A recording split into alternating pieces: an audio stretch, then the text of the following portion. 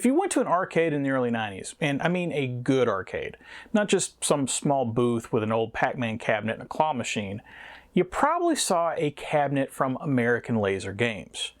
Most of the time they were hard to miss due to their sheer size. For instance, the smaller, more budget-conscious version of their games would come in a 400-pound cabinet with a 25-inch screen. But if your arcade really wanted to attract some attention, they also sold models that included 33-inch screens and then even a 50-inch rear projection model that was impossible to miss as you still made your way over to Street Fighter II. If you're not familiar with the company, as you might infer from their name, American Laser Games specialized in Laserdisc-based video games, which were still state-of-the-art at the time. However, American Laser Games didn't make action titles like, say, Dragon's Lair or Space Ace. No, they had a different specialization, the light gun. American Laser Games had an idea. They wanted to update the old-school shooting gallery type of attraction, but bring digital video into the mix and allow players to essentially live out their fantasy of being able to shoot their TV. However, I should probably pause for a second because I'm sure that there's some of you out there that don't know me and are wondering why someone would want to play Street Fighter II for the 100th time rather than play the giant shiny new arcade machine that was playing what looked like a movie. And to that I'd say, well, if American Laser Games knew the answer to that, they wouldn't have been bought out by a company that's now made Nancy Drew point-and-click games for almost 30 years. Not that there's anything wrong with Nancy Drew point-and-click games. Hi, my name is Dave, and welcome to Zilog and Moto, the channel where I definitely would rather try to solve puzzles as a teenage girl than try to squint at pixels in a badly acted Western. Anyway, I'm about to collect and review the nearly 1,280 titles released in the English language for the Sega Master System, Genesis/Mega Drive, Sega or Mega CD as the case may be, and finally the 32X. Basically, if I can plug it into a Genesis, either by itself or with some sort of add-on, and be able to read what's up on the screen, I'm trying to get a copy of it and review it for posterity, with both looks at that original packaging and gameplay captured from original hardware whenever possible. After initially making a splash in the arcades with the original version of today's game, Mad Dog McCree, American Laser Games did what any entertainment vehicle would do when realizing that they had a hit on their hands. They attempted to clone it repeatedly and get every last dollar that they could out of their investment, which resulted in 10 arcade machines being produced from 1990 to 1994, all utilizing Laserdisc technology and light guns. During that time, full-motion video came to home consoles as well with the advent of the CD-ROM, which made it possible for ALG to start to port their games and to try to keep things going with a new audience of gamers. ALG originally planned to port 7 of their 10 games to the Sega CD, but ultimately only 4 were actually produced. 2 of those games I've already reviewed in Crime Patrol and Who Shot Johnny Rock. Now, why did I start with those 2 rather than Mad Dog McCree, since Mad Dog McCree is the one that started it all? Well, I don't remember exactly, but chances are it was as simple as that I didn't have a copy of Mad Dog McCree at the time. But it also could have been that I just thought that those 2 other titles looked like more interesting games. I'm petty like that sometimes. Regardless, now it's Mad Dog McCree's turn in the barrel. Will I see why the series was a success in the arcades, at least for a few years until 3D took over? Or am I going to see a game that just looks like a lot of brown pixels that occasionally screams and grunts? Well, we shall see, but first, a look at the package. And here's my copy of Mad Dog McCree for the Sega CD. I was only half joking earlier when I said that I probably didn't own this copy when I originally reviewed Crime Patrol, as I think I've only had it in the collection for the last few years. I've still got to pick up a copy of Mad Dog 2 at some point, as it's the last of the American Laser Games titles that I don't have, and of course it's also the most expensive and hard to find of the 4, but that's a problem for sometime in the next 2 years. This particular copy is in solid shape. It's not perfect, as you can definitely see some scratching to the outer cover of the extra-large jewel case, and there's one of those nice stress fractures to the rear of the case, but the hinges are intact. And honestly, with these Sega CD titles, if the hinges aren't broken so the thing isn't falling apart anytime you open it, the rest I can deal with. Not to mention the fact that the manual and the tray inlay are both in great shape. If you want to pick up a copy for yourself, this is a pretty reasonable title in the Sega CD library, going for only about $30 right now. You'll most likely see why it's not a very expensive title in a few minutes when we get to the actual review, but besides the potential quality issues, with it coming out in 1993 instead of 1994 like the other ALG titles, it probably sold a bit better, so there's simply more stock to go around. Having said that, you might be wondering why it took me so long to get a copy of it, and honestly, I don't have an answer for that other than even common Sega CD titles aren't exactly growing on trees 30 years later, so it was probably just more a matter of being unlucky than anything else. As far as the front cover art goes, Mad Dog McCree definitely stands out, but not necessarily for good reasons. The picture of Mad Dog is hilariously composited, and I'm pretty certain we're looking at 3 different pictures chopped together, with the gun, the body, and the head all being different assets, just kind of thrown together. And I know this is branded as a live-action motion picture, as shown down at the bottom, but makeup really went nuts with the eyes for Mad Dog. I'm pretty certain mascara wasn't too common on gunslingers in the Old West. As mentioned, this is one of these Sega CD titles that was a North American exclusive, aside from a possible Brazilian release that I couldn't find a picture of, so there's not any other cover art to compare this to on the console, but something tells me that even if there was, it would just be a variation on the same art, as pretty much the same shot and logo was used on all of the releases at the time, as shown here also on the 3DO and CDI versions of the game. Flipping over the back, and I've got to be honest, the text on the back isn't much better than the Photoshop cut job on the front. I can just imagine this being read in Ben Stein's voice. It's so bland, with exciting lines like, "Mad Dog McCree is known worldwide as one of the highest rated arcade games," and "Mad Dog McCree is the first in a series of exciting Mad Dog adventures." I mean, I know that this was technically ALG's first home release, but they couldn't have come up with something better than just stating some facts. It's like they got whoever was in charge of ALG's quarterly reports to come up with this text. Opening up the package, and unfortunately things don't get much better in here. The manual is in near mint condition, which is nice, but it's also that way because there was basically no reason to actually read the manual. I understand that Mad Dog McCree is just a simple light gun shooter, but there's a grand total of 5 pages of instructions, and that's including a page for just the introduction. To be fair to them, I wasn't expecting a whole lot, and there are instructions for the different control methods if you happen to be using a Menacer, Sega mouse, or controller, but it would have been nice to have had at least a section that maybe covers the different levels or how scoring works. Just something that fleshes things out a bit. Okay, that's the package. Let's pull out the 6 shooters and put this Mad Dog down. Mad Dog McCree. Where do I start with this one? Well, as mentioned in the intro, if you weren't around in the arcades in the early 90s, it's probably going to be hard to have any kind of nostalgia for this game, and frankly, any of the American Laser Games titles, because they serve as this kind of specific moment in time when full motion video, literally being able to control a movie, was the next big thing. This has always been a theme and even continues today with things like main character syndrome as far as online personality psychosis goes, and it's one of the main advertised features of AI from the tech bros out there, the ability to create your own movie or television show to your specifications. But in the early 90s, the state-of-the-art tech we had was full motion video based, so that's what we got. And with the previously mentioned larger-than-life arcade cabinets and screens, ALG was doing everything they could to draw in players to their little corner of Hollywood. Having said that, though, if you were to look at the state of the entertainment industry as far as films and television go, Mad Dog McCree stands out a bit as somewhat of an odd choice when it comes to what your average arcade goer at the time might be looking for in a video game, if one was trying to meld the two universes together.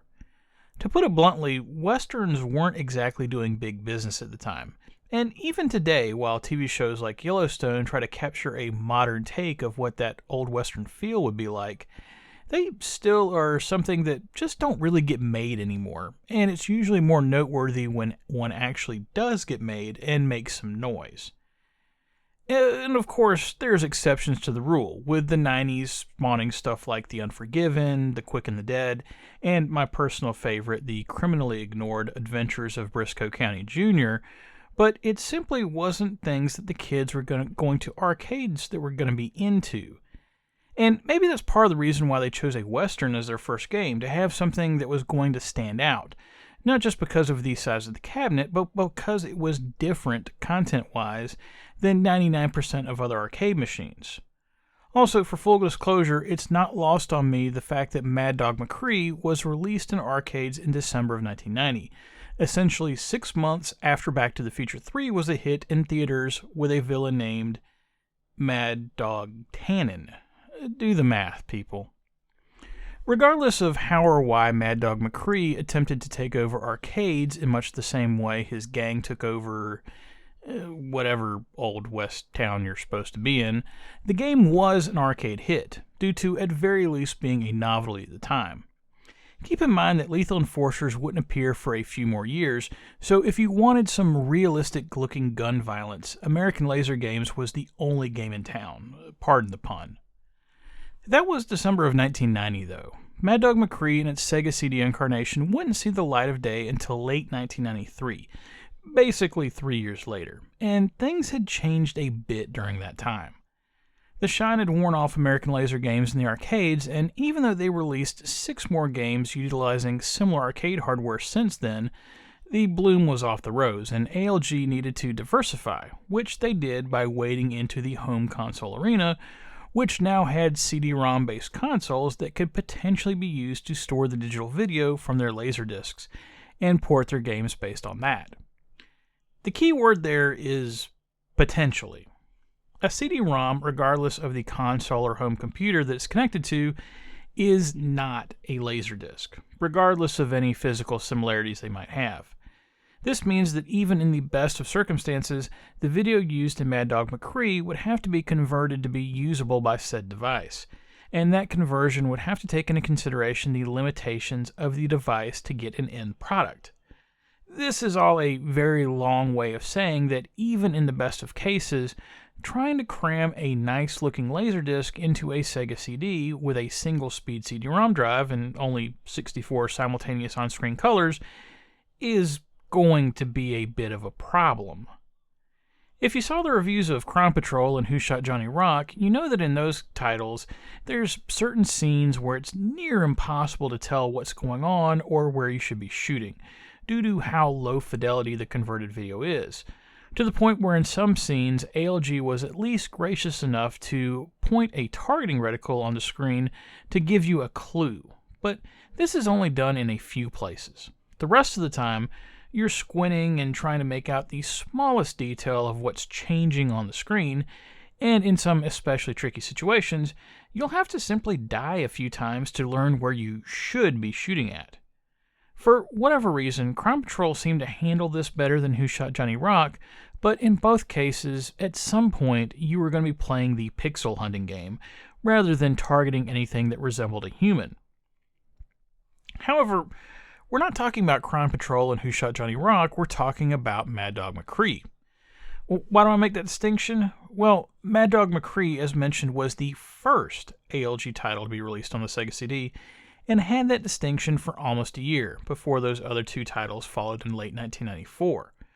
What does that mean for the review? Well, being that Mad Dog McCree was ALG's first attempt at a game on the Sega CD, that meant that this was their first time trying to see what they could do to process the Laserdisc for use with gameplay.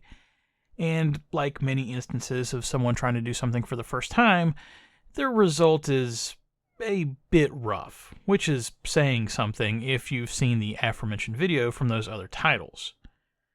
In fact, I was honestly shocked at just how bad the video quality was in Mad Dog McCree.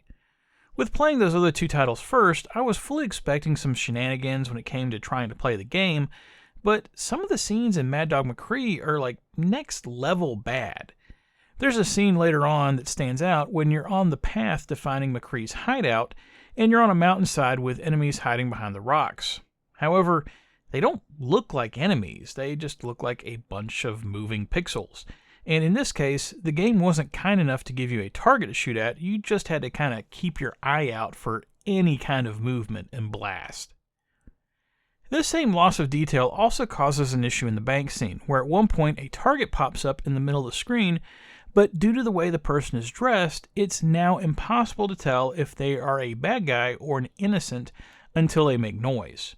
And with Mad Dog's one-hit kill system, waiting that split second to determine if you should shoot them or not might be the difference between trying to have to start the entire scene over or not. In the original arcade version, this was probably a fun trick to catch players who weren't paying attention and just shot anything that moved, but here it's less fun to try to determine if that amorphous gray blob of pixels is really an enemy or not. To be honest, Crime Patrol and Who Shot Johnny Rock have some similarly bad scenes, but just overall, Mad Dog McCree seems worse. Hence my original thought that this was perhaps because it was ALG's first attempt at converting video to run on the Sega CD. Maybe they got better with how they compressed the video by the time those other two titles came around. However, I don't really have any evidence of that, and it might just simply relate back to how the original film scenes were shot, and that maybe they weren't lighted as well or other technical issues, and they just aren't as conducive to having so much detail lost in translation. Regardless of the why, no one is going to be looking at Mad Dog McCree as to why full-motion video games are a good thing, especially when you compare this version of the game to the CDI or 3DO versions of the game, much less the Laserdisc original from the arcade. Once you've made your peace with how rough this version of the game looks, you're left with what the game actually consists of. And honestly, as light gun games go, the result isn't horrible. I can see why Mad Dog McCree was a success in the arcades, aside from the ostentatious arcade cabinets and B-movie quality video scenes. There's actually a decent amount of scenes to play through, and you have options on how you play through them, as the game isn't specifically linear. From an arcade perspective, this was important because new players could choose from one of 4 scenes to start out with, meaning that if they had limited funds, they weren't just stuck trying to play through the bank or the bar every single time the game started up. Along with having non-linear gameplay in the beginning, the game also isn't the same every time. After dealing with those first 4 scenes, you're now on the trail of Mad Dog. To find him, you have to rescue the prospector, who tells you how to get past the booby traps at the mine to uncover the map to Mad Dog's hideout. All of these scenes are important because if you aren't paying attention, you won't know what's the order with to deal the traps or which way to go on the path, both of which will result in death. It's a small touch, but it adds a nice bit of interactivity to the game and makes you have to use your brain and not just your reflexes or muscle memory to remember targets. Being that this is a full-motion video-based game, covering the graphics and audio is a bit different than a normal review. I've already beat to death the visuals, and frankly, you can see what the game brings to the table in the video. Although, I should point out that like most light gun games on the channel, this video is not being captured in the traditional method.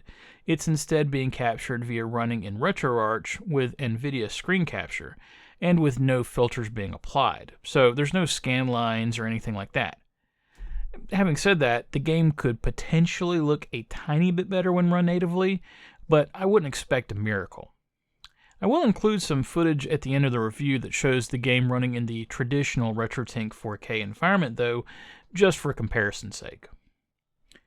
Having said all that, while it's understood that the graphics are highly compressed, it's not just the graphics that suffers, the audio does as well.